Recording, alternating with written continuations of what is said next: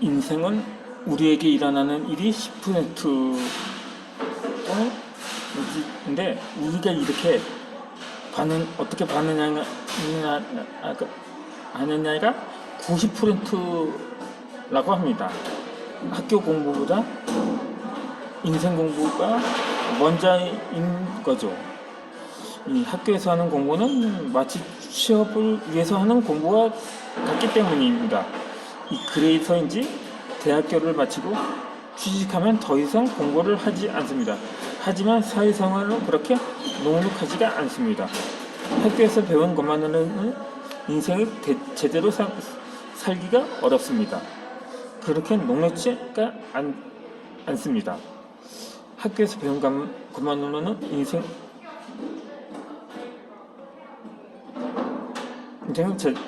제대로 살기 어렵습니다. 어느 학교를 나왔던 어떤 직장을 가졌던 남은 인생을 잘 살기 위해서는 자신의 인생을 위한 공부를 해야 합니다.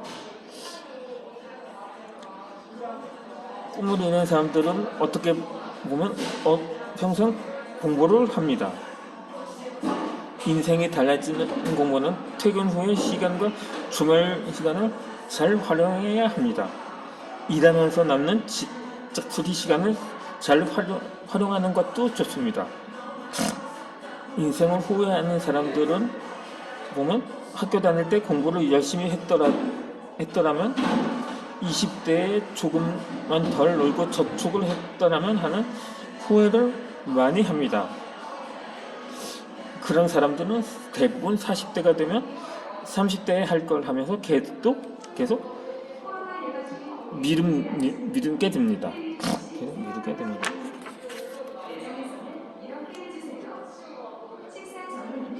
인생을 살면서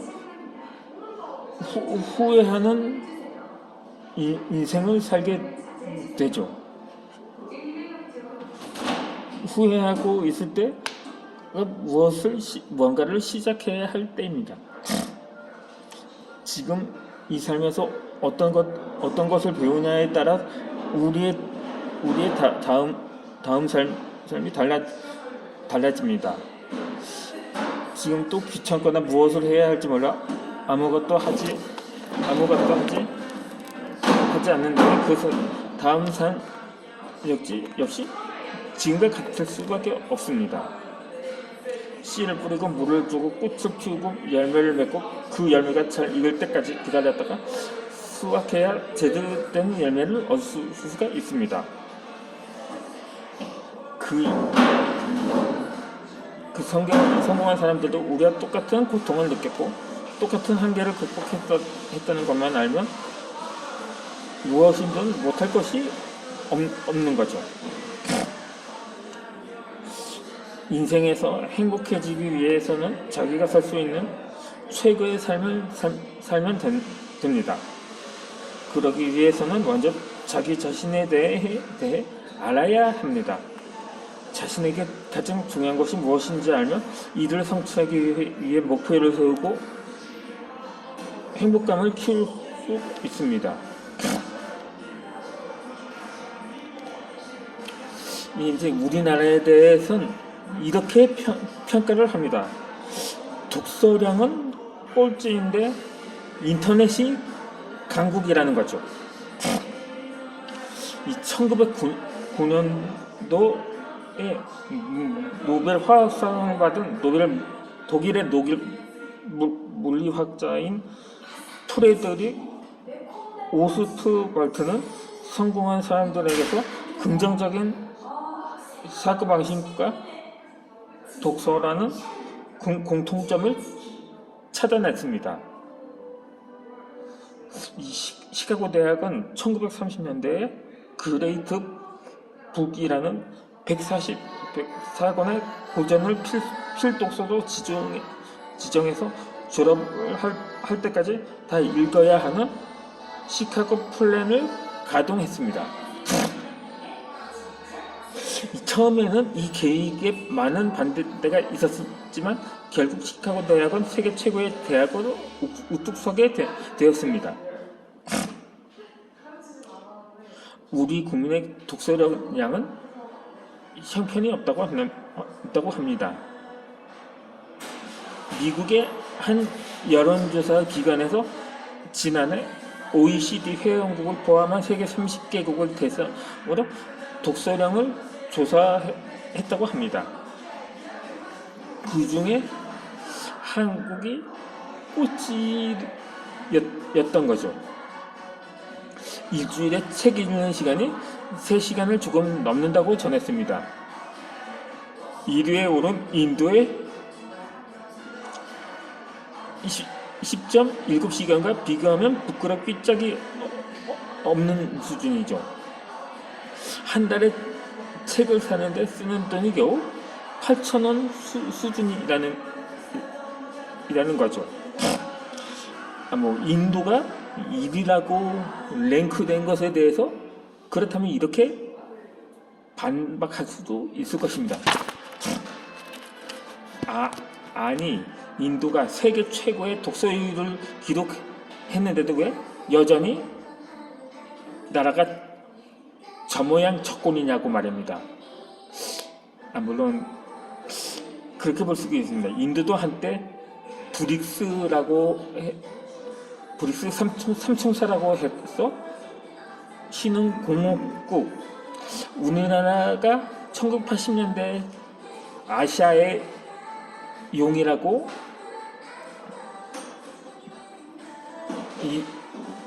한번 기억이 된 것처럼 인도도 한때 아시아의 브릭스니까 중국, 러시아와 함께 사총사인 거죠. 그러니까 우리나라 80년대에 네 마리의 용, 그러니까 같은 논리라고 볼 수가 있겠죠.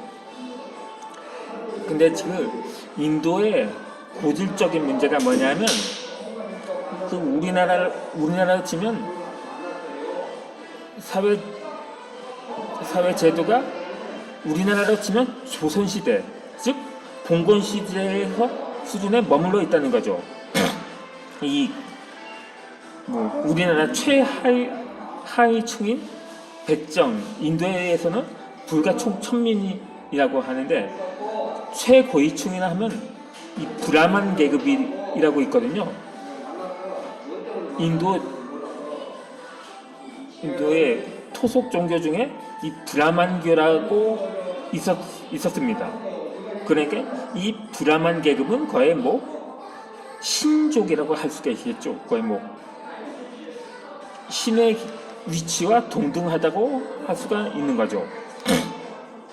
그 반면에 이 수트라 계급이라고 할 수 있는 불가천민은 정말 자손 대대로 그 계층의 으로만 취급을 받는다는 거죠. 반면 최고위층인 브라만 계급도 그러니까는 이 운명론에 사로잡혀 있다는 것입니다. 만약에 인도가 사회 체제만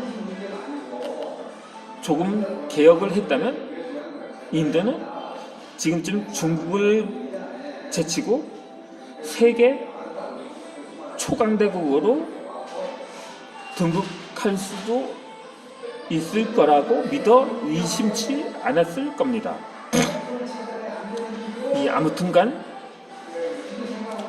정말 이 국제적 망신이 아닐 수가 없습니다.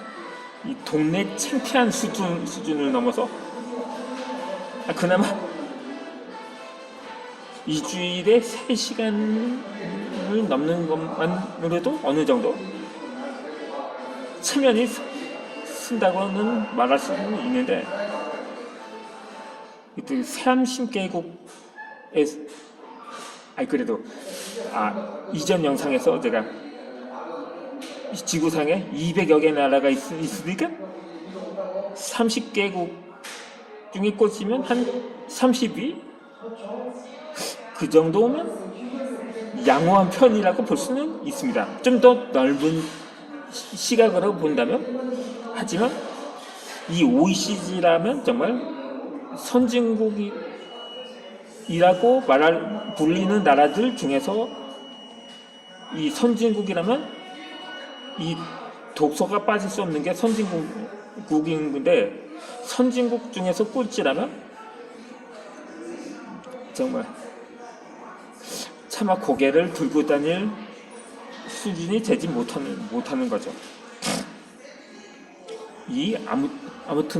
아무튼 직장인과 일반 네티즌이 하루 인터넷을 이용하는 시간이 각각 4시간에서 5시간이고 3살을 겨우 넘긴 아이들이 PC 앞에 앉아 마우스와 키보드에 손을 얹을 정도로 삶 속 깊이 파고드는 것이 원인입니다. 인터넷 보급률 1위, 야 1위다 신난다 라고만 자부할 것도 아닙니다. 한 30년 전에 교통사고율도 세계 1위라고 그걸 좋다고 한 어떤 코미디 프로에서 약간 그것을 풍자를 했는데, 그러한 1위는 아니한만 못하는 거죠. 그렇게 독서량에 있어서 꼴찌인 우리의 현실이라는 게 이게 이 코미디 작품이라고 거기에서 출제를 했는데, 그래서 이제 이게 좀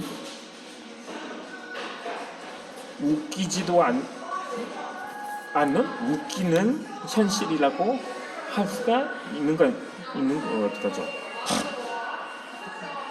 이 좌우지간 IT 시대를 이끄는 주역들의 상당수가 책 읽기를 강조하는 독서광입니다. 마이크로소프트의 설립자인 빌 게이츠는 오늘의 나를 만든 것은 하버드 대학의 졸업장이 아니라 내가 자라난 시골 작은 마을의 도서관이었다고 말했습니다.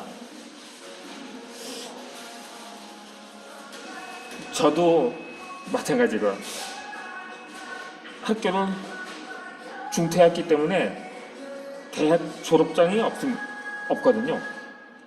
대학도 아니라 제가 신학을 다녔다고 했었죠. 하지만 나중에 가면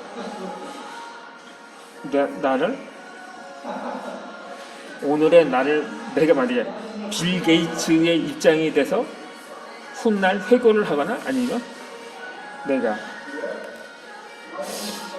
구독자 100만 유튜버가 돼서 인터뷰를 하게 된다면,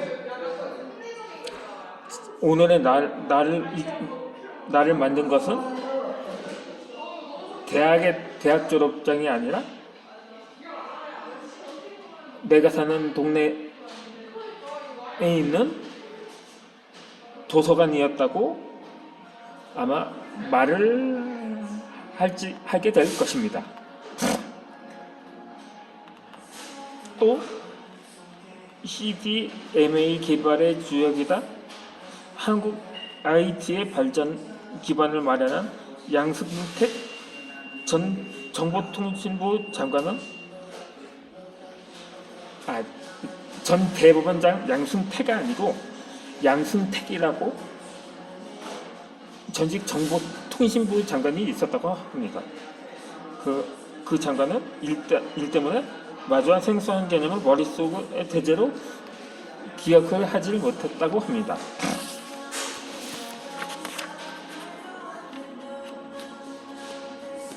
그래서 이를 정리하기 위해 같은 주제에 필요한 내용을 담은 책을 무려 28권이나 통독했던 독서광이었습니다. 시간 관계상 이어서 영상을 올려드리겠습니다.